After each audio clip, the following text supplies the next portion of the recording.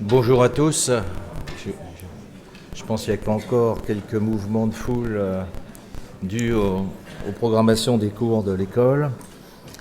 Après cet exposé très passionnant, je vais essayer de revenir à des questions concernant plus directement l'aéronautique.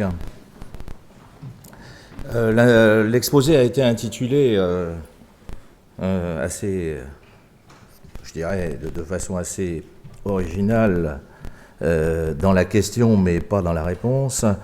Cela fait plus de 40 ans que l'aviation atténue son impact environnemental. Est-ce suffisant? Je pense que la réponse est évidente. Je ne vais pas non plus chercher à vous faire un état exhaustif de ce qui s'est passé en matière d'environnement depuis 40 ou 50 ans dans le secteur aéronautique.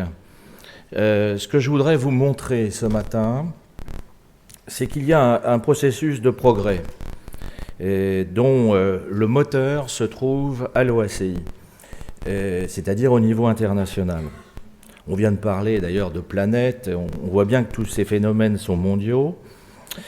Et ce processus de l'OACI, il est lent, c'est vrai, mais il est puissant et il est certain. Je voudrais aussi, d'une certaine façon, et vous m'en excuserez, aller à l'encontre de cette image trop souvent négative que certains donnent de l'OACI, l'Organisation de l'Aviation Civile Internationale, et je voudrais m'arrêter quelques instants sur cette organisation qui n'est pas toujours bien connue. Elle a été créée en 1944 par une convention internationale signée à Chicago. C'était une initiative américaine du président Roosevelt, et elle est devenue une institution des Nations Unies en 1947. Mais elle conserve un statut particulier, une certaine autonomie, une forte spécificité en matière de gouvernance et de modalités d'action. Et ce n'est pas neutre pour notre sujet. Et à l'époque, le président des États-Unis, tout en reconnaissant la souveraineté des États, encouragea beaucoup. La conférence de Chicago a créé un outil planétaire. On s'était pris même à rêver d'une compagnie mondiale unique. Le Royaume-Uni proposait une autorité unique pour les questions économiques et techniques. Les États-Unis prônaient la concurrence et un marché international où les États s'échangeraient des droits de trafic. Le Canada proposait une autorité internationale de régulation économique. Je dois vous dire qu'aujourd'hui, ces divergences de vues subsistent, et c'est d'ailleurs pour ça que l'OACI a un rôle assez limité dans les définitions de politique de transport aérien. Ainsi, depuis l'origine, l'OACI s'est concentrée sur l'établissement d'un cadre réglementaire de la sécurité de l'aviation civile au niveau mondial.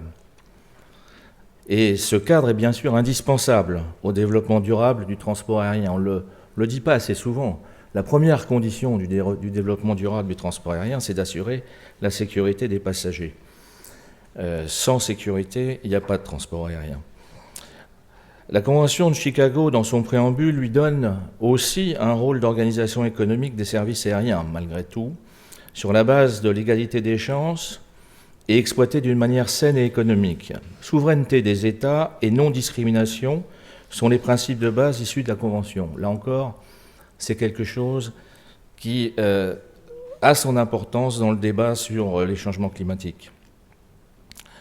Dans les années 70, deux autres domaines, donc au-delà de la sécurité, avaient été ajoutés aux activités de l'OACI. D'une part, la sûreté, la lutte contre le terrorisme. Ce n'est pas le sujet de cette conférence, malheureusement, c'est le sujet d'aujourd'hui en termes d'actualité. Et l'autre domaine, c'était la diminution des impacts de l'aviation sur l'environnement.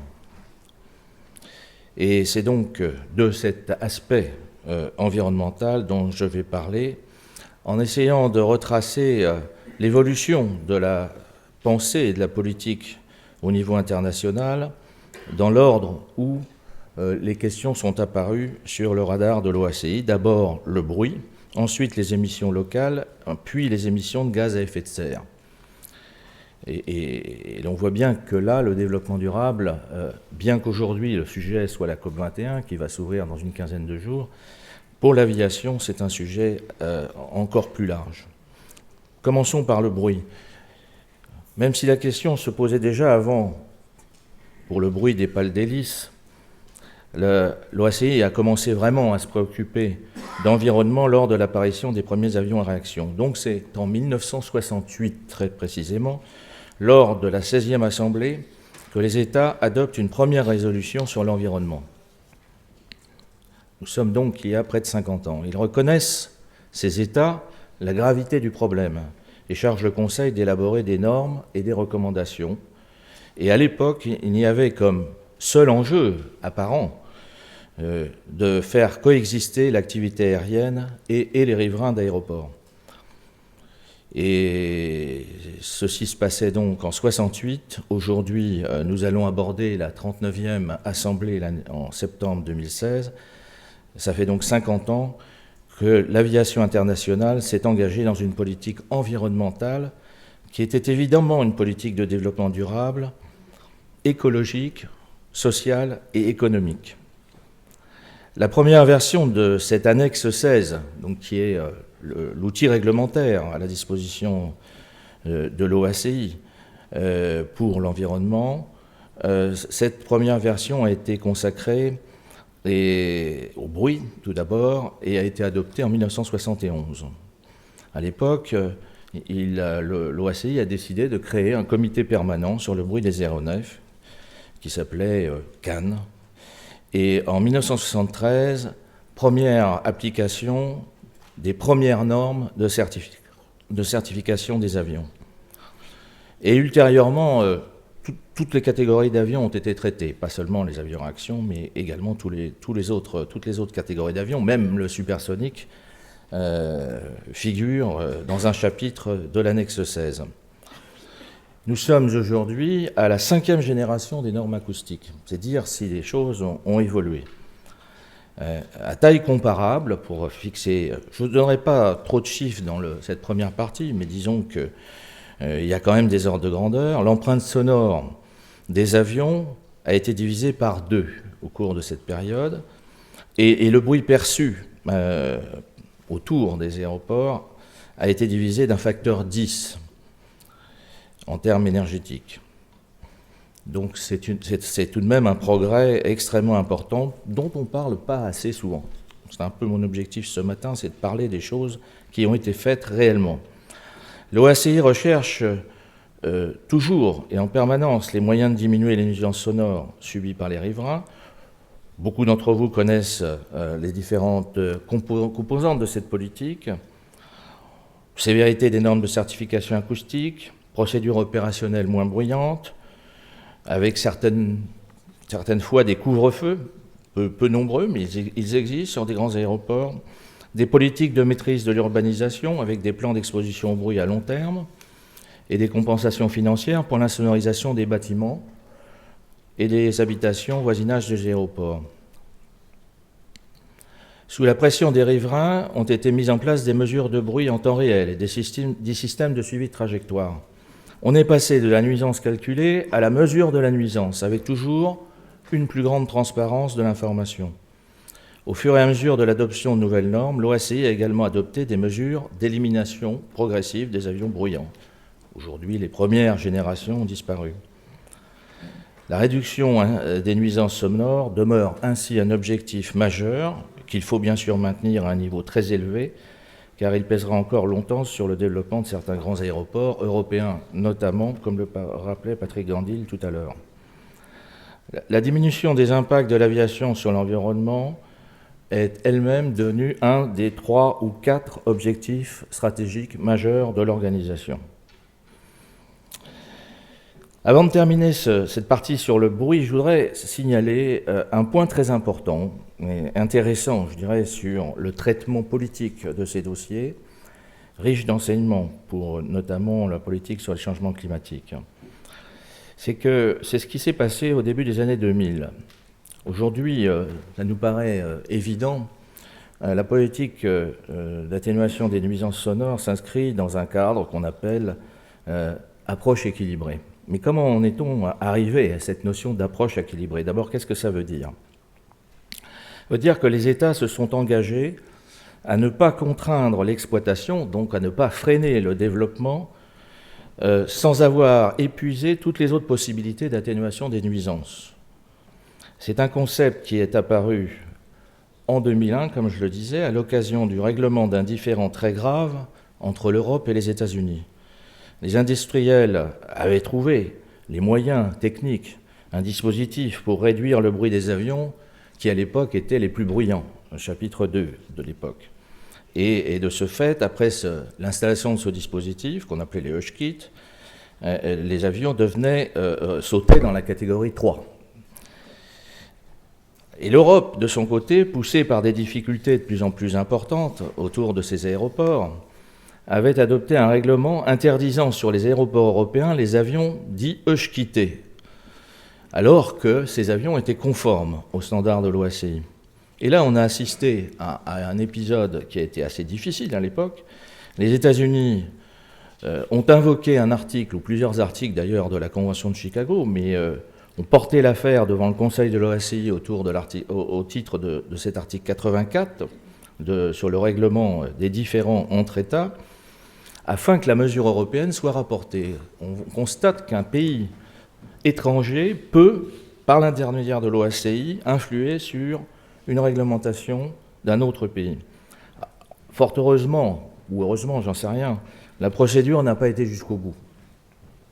Il y a eu une négociation, elle a débouché sur cette notion d'approche équilibrée, qui est maintenant inscrite dans la réglementation européenne, et le règlement Hush-Kit a disparu lui-même à l'époque. Cet épisode confirme l'importance des processus multilatéraux dans toutes ces discussions mondiales sur l'environnement ou sur d'autres domaines. Et je voudrais simplement, pour illustrer un petit peu l'importance de cet aspect, citer l'ancien président de l'OACI, Assad Kotait, qui s'exprimait au sujet du multilatéralisme. Le multilatéralisme, c'est donc le cadre dans lequel fonctionne l'OACI. Il disait « Le multilatéralisme requiert une vision particulière du monde. Chaque État ne peut pas être isolé et autonome comme une île au milieu de l'océan. C'est une partie du continent, c'est-à-dire d'un tout complexe et multiple. Le multilatéralisme, c'est la gouvernance internationale de ces multiples parties.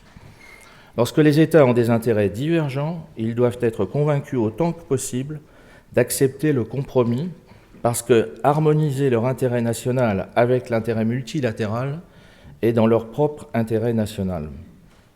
C'est complexe, mais ça donne une vision de ce qu'est ce multilatéralisme, qui n'est pas, en ce qui concerne l'OACI, l'exercice d'une autorité supranationale, mais simplement l'exercice par les États de leur souveraineté qui adhèrent volontairement à un système multilatéral. Mais une fois qu'ils ont adhéré, eh bien, évidemment, ils doivent s'y conformer. Alors, je voudrais maintenant évoquer le travail de l'OACI sur les émissions locales. La contribution des émissions aux aéroports par rapport au total des émissions à proximité des aéroports, c'est un sujet encore plus complexe que le bruit. Elle dépend des sources d'émissions qui entourent l'aéroport, il n'y a pas que l'aviation.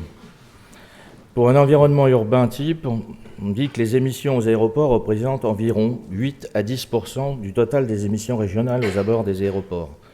Tandis qu'un environnement rural, bien, on n'a pas les mêmes chiffres, les émissions aux aéroports atteignent des plus hauts pourcentages. Pour comprendre l'influence sur la qualité de l'air ambiant, les émissions en masse aux aéroports sont exprimées et converties en concentration, mesurées en microgrammes par mètre cube, je ne vais pas aller trop dans le détail, ou les parties par million, mais ce sont quand même des notions techniques qui sont à l'intérieur des textes réglementaires de l'OACI en ce qui concerne justement les oxydes d'azote et les particules. Évidemment, la concentration de ces polluants imputables aux émissions des aéroports décroît à mesure qu'on s'éloigne de l'aéroport. Chaque contribution à un aéroport est unique, car elle dépend de l'urbanisation, de l'industrialisation aux alentours et des conditions météorologiques à proximité de l'aéroport. Voilà pour le cadre. Et qu'a fait l'OACI ? Dès 1971, les émissions de moteurs d'aviation faisaient l'objet d'une première résolution. Il s'en est suivi la création d'un comité spécifique. Je parlais tout à l'heure du comité bruit. Il y a eu un comité sur les émissions de moteurs d'aviation. Et les premières normes sur ces émissions locales ont été adoptées en 1981, donc un peu plus tard que le bruit, 10 ans après.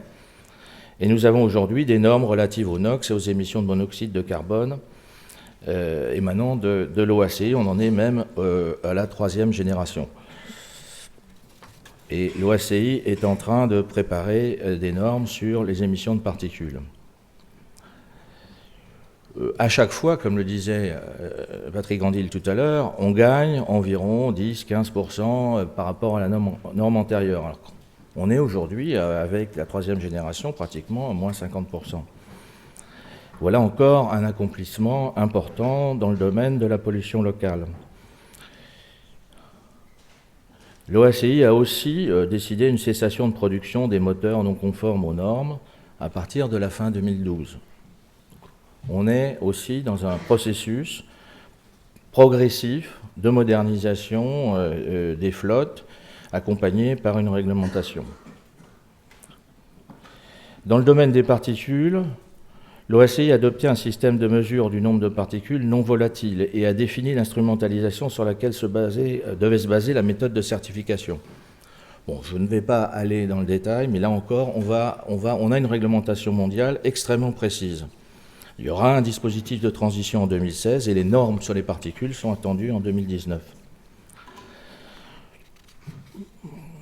Ce que je veux simplement souligner en évoquant ces points, c'est que cette organisation est capable de fixer des objectifs et des normes qui s'appliquent sur l'ensemble de la planète quasiment, puisqu'il y a 191 États membres à l'OACI.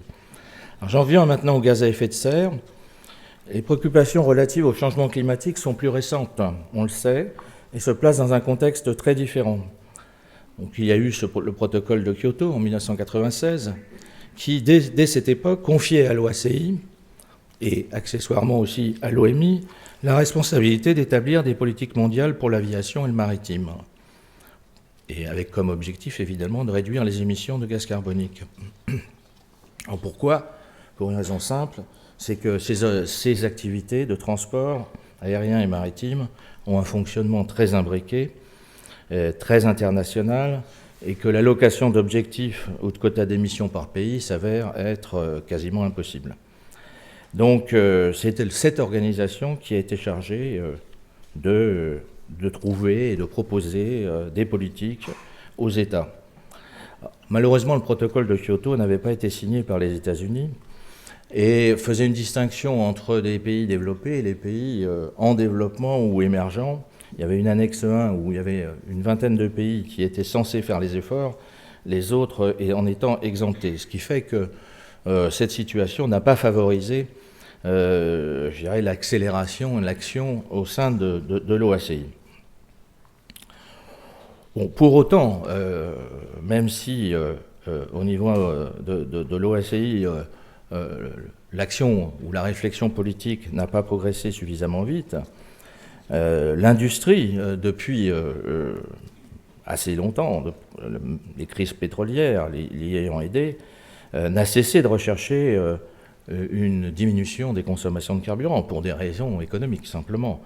Les avions d'aujourd'hui consomment, comme le rappelait Patrick Gandil tout à l'heure, 5 fois moins de carburant que ceux de 1960. Bon, c'est vrai que l'OACI a mis du temps à réagir. Et pendant ce temps-là, au niveau des Nations Unies, a lieu le débat politique au sein de la Convention cadre des Nations Unies sur les changements climatiques. Un certain nombre de pays émergents ou en développement ne souhaitent pas traiter l'aviation civile internationale en dehors de ce cadre de l'UNFCCC, par crainte d'affaiblir leur position globale, même si le protocole de Kyoto avait spécifiquement et explicitement renvoyé la question à l'OACI. Donc on a en plus, je dirais, au sein même de l'organisation, des divergences d'objectifs et d'intérêts entre les États. Donc il y a eu 2 assemblées en 1998 et 2001 au cours desquelles il ne s'est pas passé grand-chose, il faut le reconnaître. Et en 2004 et 2007, puisque les assemblées de l'OACI ont lieu tous les 3 ans, là, les choses se sont un petit peu compliqué. La Commission européenne découvrait l'OACI. C'est à cette époque que l'Union européenne a envoyé à Montréal un représentant. Sa gouvernance spécifique était encore mal connue. Et l'Union européenne ne se sentait pas engagée par la Convention de Chicago puisqu'elle ne l'avait pas signée. Donc les juristes ont argumenté dans un sens ou dans l'autre. Et au cours de cette période, jusqu'en 2007, la politique et la position internationale au niveau de l'OACI étaient plutôt limitées à je dirais, la mise en œuvre d'un certain nombre de mesures, mais dans le cadre d'accords bilatéraux, dans le cadre d'agréments mutuels. Et c'était insuffisant, c'était insatisfaisant pour l'Europe. Donc en 2010, l'Europe a voulu effacer les conclusions de cette Assemblée de 2007, qui fragilisait juridiquement l'application de la directive qui était en projet sur l'intégration du transport aérien au sein du marché des droits d'émission de gaz carbonique au niveau européen.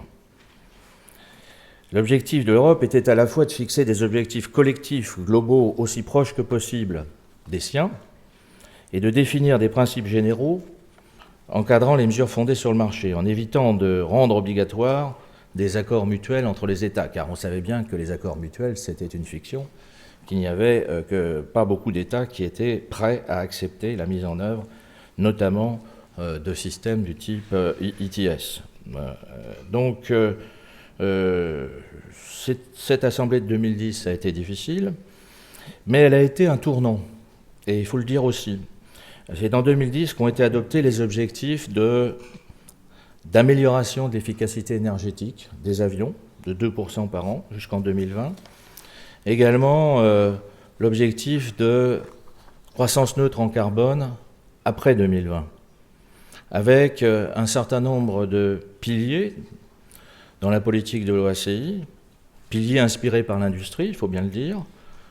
Tout d'abord, l'action sur la technologie, la diminution du bruit à la source, lancement d'un processus de certification, la mise en œuvre d'opérations aériennes plus efficaces, le développement des carburants alternatifs, la mise en place également d'un système de mesures fondé sur le marché, autrement dit un mécanisme, comme on le disait tout à l'heure, qui permette à un secteur comme l'aviation qui ne peut pas entièrement atteindre ses objectifs, eh bien en quelque sorte compenser financièrement en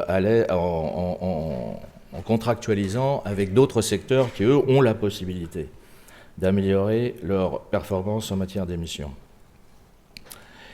Le secrétariat de l'OACI a alors lancé un certain nombre de chantiers, très brièvement, mais il y a eu à cette époque, à partir de 2010, le lancement de plans d'action État par État. L'organisation internationale a encouragé et organisé et mis en œuvre un certain nombre d'actions pour que chaque État membre, les 191 États membres, établissent un plan d'action pour diminuer les émissions de l'aviation. Il y a également une volonté politique de soutenir le développement des carburants alternatifs, même si, d'une certaine façon, on peut se demander si l'OACI a beaucoup de moyens d'action là-dessus. L'étude du système mondial de mesures fondées sur le marché a enfin commencé. Et il y avait également, en 2010, quelques questions sur la pertinence de l'objectif global de neutralité carbone après 2020 et sa révision éventuelle. Bon, indiscutablement, c'est bien le problème des mesures de marché qui a posé le plus de difficultés. Et comme je le disais, les pays en développement, mais surtout un certain nombre de grands émergents, ce qu'on appelle généralement le groupe des BRIC, Brésil, Russie, Inde, Chine et Afrique du Sud, s'appuyaient sur un principe qui figure dans le protocole de Kyoto qui s'appelle responsabilité commune mais différenciée. Autrement dit, il y a des responsables, mais il y en a qui sont plus responsables que d'autres. Et donc ces pays ne voulaient pas, et ne souhaitent toujours pas d'ailleurs, que leurs compagnies aériennes participent au système au même niveau que les compagnies aériennes des pays développés, censés être à l'origine du réchauffement climatique. Et donc, il y a un objectif de partage des responsabilités, entraînant un partage aussi de l'effort. L'Europe, de son côté, dans cette situation qui était quand même pas très, très dynamique, a voulu mettre en place son propre système, l'ETS européen pour l'aviation, sans attendre les résultats des travaux de l'OACI. Les pays non européens considèrent alors la directive européenne incompatible avec le principe de souveraineté des États que j'évoquais tout à l'heure, et en particulier sur leur espace aérien, tel qu'il figure dans la Convention de Chicago. Là encore, je ne suis pas juriste, il y a différentes interprétations, en tout cas c'était leur interprétation, et on se retrouve une deuxième fois dans une situation où l'Europe doit faire face à un différend, et cette fois-ci un différend quand même avec l'ensemble ou quasi-ensemble des autres pays du monde.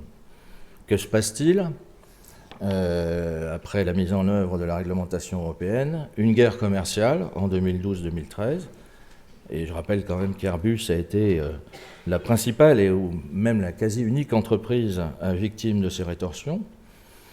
Et ce qui fait que sous la pression de l'industrie et un certain nombre de grands États d'Europe, l'Union européenne renonce au moins temporairement à sa directive à cette époque.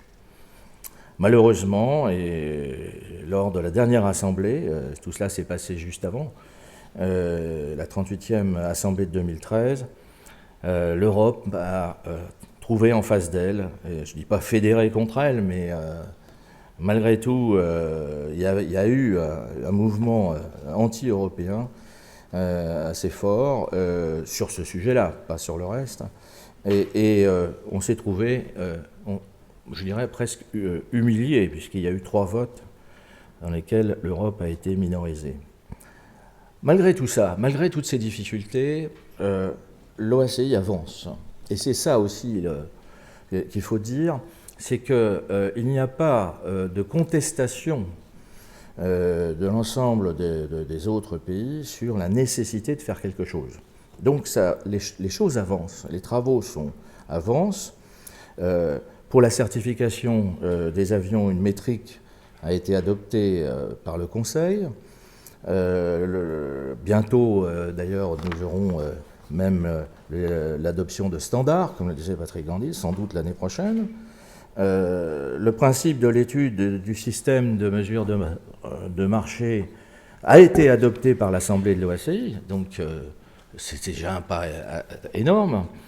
Et nous, l'organisation, mais aussi l'ensemble de ses membres et l'ensemble des acteurs industriels travaillent en vue d'une adoption pour la prochaine Assemblée d'un certain nombre de caractéristiques de ce système mondial de mesure de marché.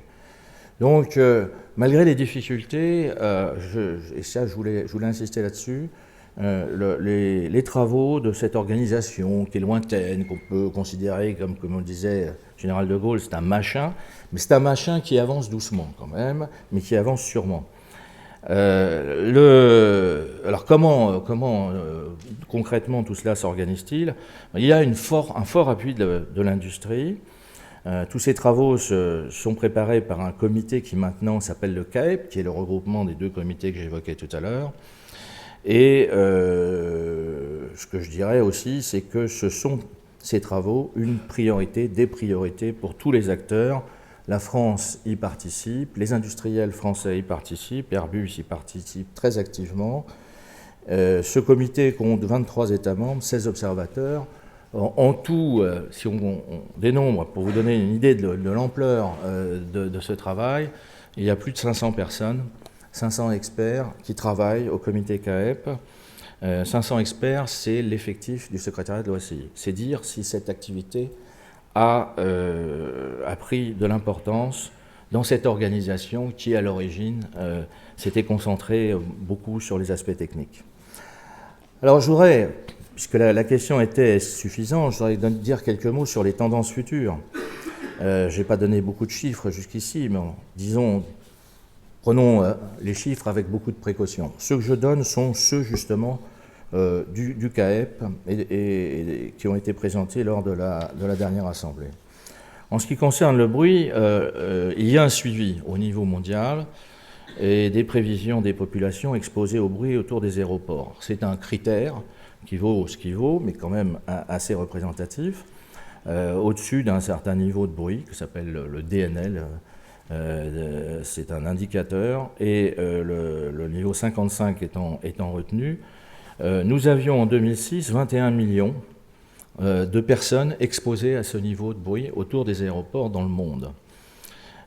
Aujourd'hui, selon différents scénarios techniques et opérationnels, avec tout ce que l'on sait aujourd'hui sur les capacités d'amélioration, en 2036, c'est-à-dire 30 ans plus tard, on estime qu'on croîtrait à entre 26 et 34 millions, disons 30 millions.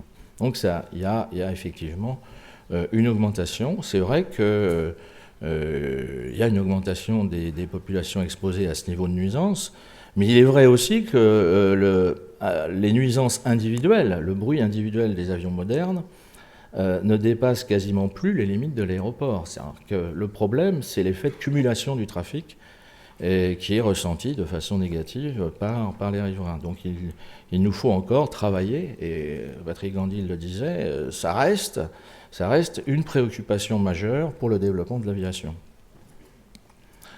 Et pour terminer sur le bruit, je voudrais simplement évoquer aussi les objectifs des industriels, des différents industriels, l'industrie aéronautique, les compagnies aériennes, réunis au sein d'un groupe qui s'appelle ACARE au niveau européen, donc qui assiste l'Europe, l'Union européenne dans sa politique de recherche et propose des priorités.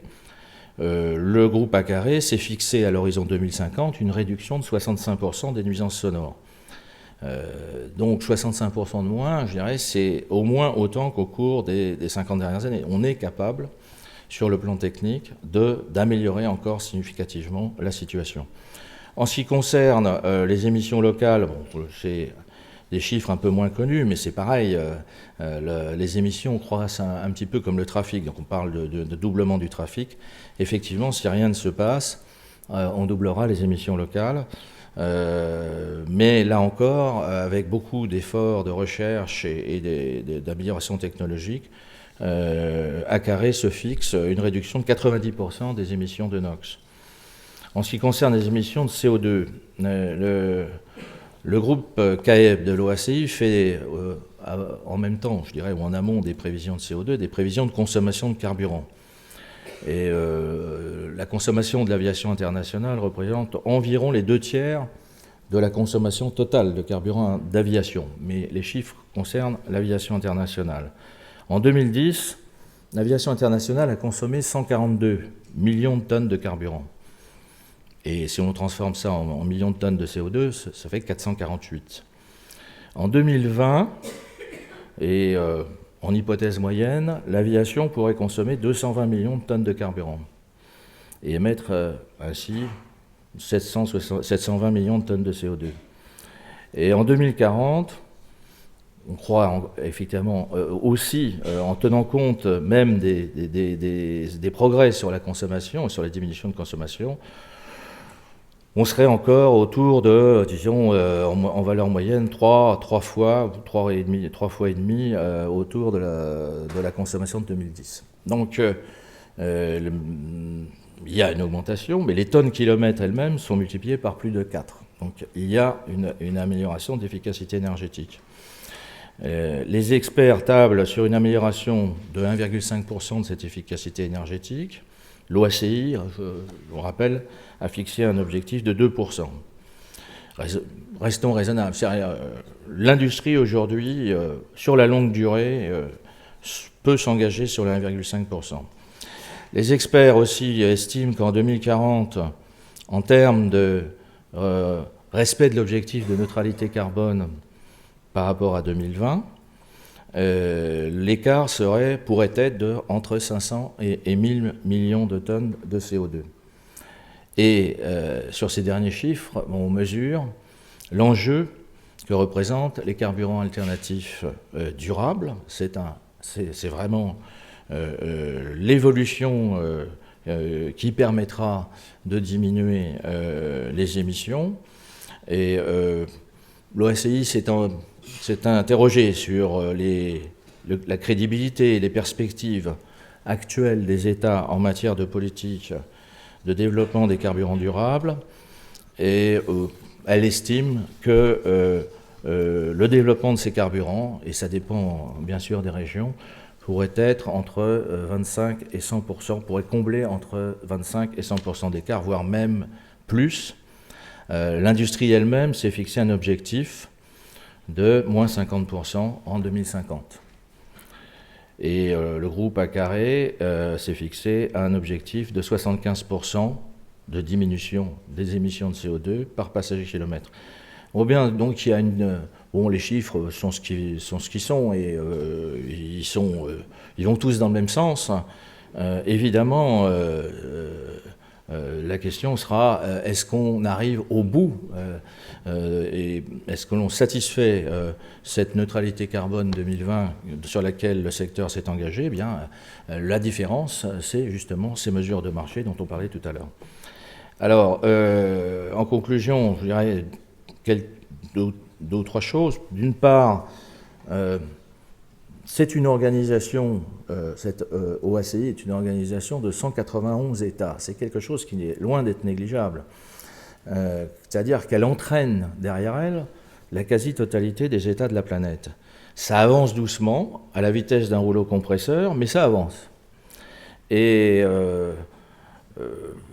je pense qu'il n'y a pas d'autre possibilité, il n'y a pas d'autre formule pour traiter tous ces problèmes de développement et, je dirais, d'impact environnementaux que de rechercher des accords au niveau mondial. Car les systèmes sont trop imbriqués, les marchés, les modèles économiques sont trop imbriqués. D'autre part, l'industrie aérospatiale, comme je le disais, a la capacité et la volonté de faire évoluer la technologie. L'industrie consacre aujourd'hui globalement 15% de son chiffre d'affaires à la recherche et à l'innovation. Et les 3/4 de cette recherche ont un impact positif sur les performances environnementales, donc volonté également des acteurs économiques. L'aviation, j'insiste, je voudrais un peu terminer là-dessus, l'aviation est le seul secteur économique, et il faut le dire, le seul secteur économique qui a la capacité de se fixer des objectifs globaux. Il n'y a pas d'autre secteur d'activité qui s'est fixé des objectifs globaux en matière d'émissions de gaz carbonique. Donc ce qu'elle a réalisé au cours des 50 dernières années, je suis intimement convaincu qu'elle sera capable de le réaliser au cours des 50 prochaines années et sûrement avant. Mais ça sera l'objet d'autres présentations. Et pour finir, je voudrais citer une phrase d'un philosophe dont on connaît tous le nom, qui s'appelle Kierkegaard, et qui disait la chose suivante: il y a deux façons de se tromper. La première, c'est de croire à des choses qui n'existent pas. Et la seconde, c'est de ne pas croire à des choses qui existent. Et ce matin, je voulais montrer ce qui existe. Merci.